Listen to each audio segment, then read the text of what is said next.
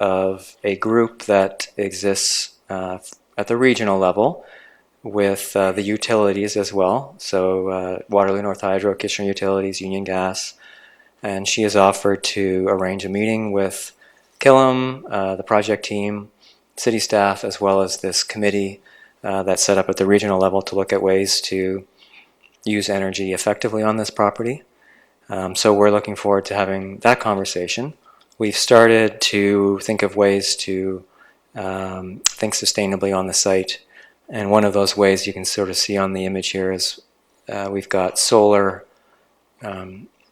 shades. So they're actually, I believe they were proposed as part of the Evolve 1 project in the R&T Park. So that may be a recent example. It's a similar concept, so it would provide shade for the vehicles that are in the open air on the top deck, and also their solar panels, so they generate electricity. So we're already thinking along those lines, but we're also interested in talking with this committee and seeing if there's other ways that we can move that conversation ahead. And then I may call Mr. Bousfield up to speak to design.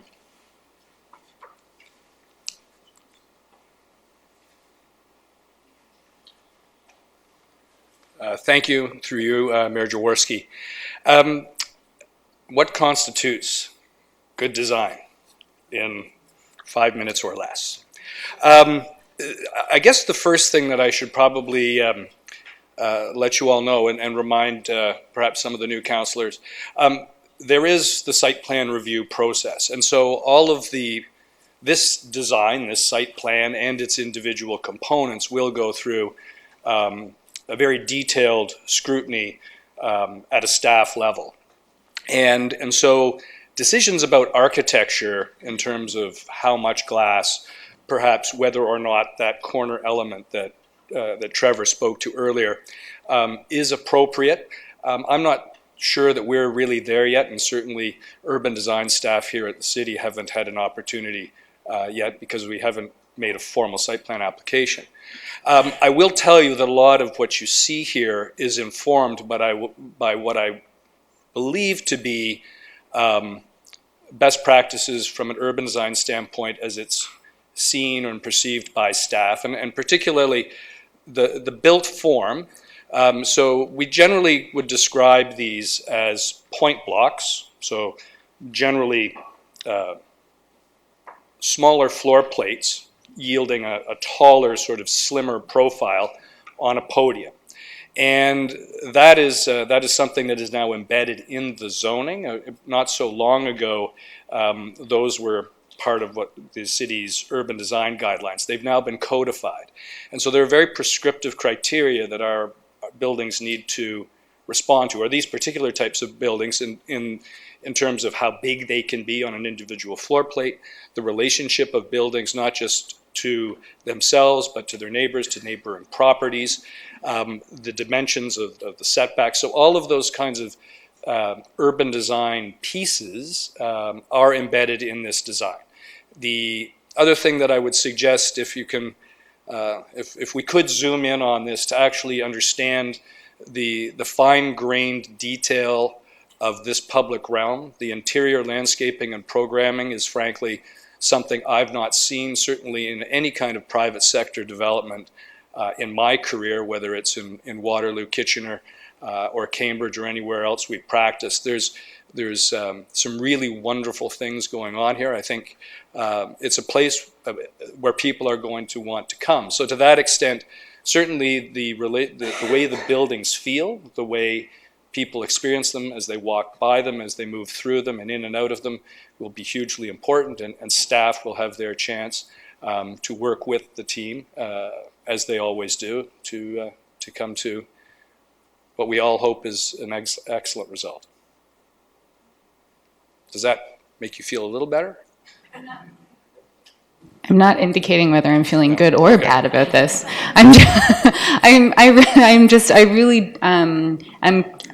kind of working my way through urban design guidelines, official plans, the comprehensive zoning bylaws, and these questions come from a place of curiosity and not from a place of an assessment of good or bad or yes or no. Thank you for that. Okay, you're welcome. Thank you, Andrew. Last up, I think, is Councillor Freeman. Oh, Councillor Bodley is last up. Through you, Mayor Jaworski. So, again, I've been focusing a lot on this relationship between bicycle parking and automotive parking, and the request on this application for a very significant transportation demand management shift. And I appreciate you've done a lot of work in terms of site master planning. There's a big piece missing on this site where it relates to transportation master planning, because the transportation justification report is not accounting for 976 bicycles to potentially access this site. There is no on-road bike infrastructure on Herb Street, no on-road bike infrastructure on Westmount. There is no dedicated bike boxes to accommodate left turns at Westmount. It only talks about staging cars, not staging bikes. Similarly, on Herb Street, the revitalized laneway I anticipate will have a very steep slope, which may not be the most preferred choice for cyclists to use to access this site.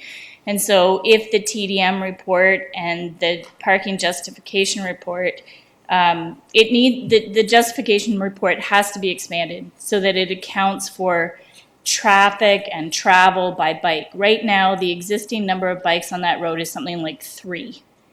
And why? Because it's a terrible road to cycle on, especially when you're sharing that same side street with buses, which you've allocated as being a priority for your site access. And so now you're bringing in conflict between pedestrians, cyclists, buses, cars, and so that the TDM report right now is completely inept in terms of addressing the issues around the number of bicycles that you expect to see this site being used.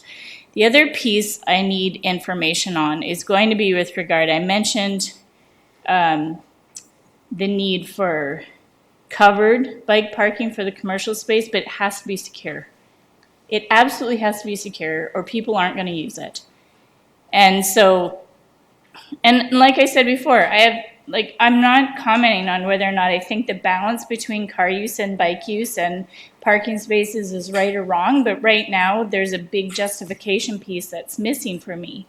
Because when a development of this size goes in, it's not uncommon that the region or the city may ask for infrastructure upgrades to the transportation systems that surround it.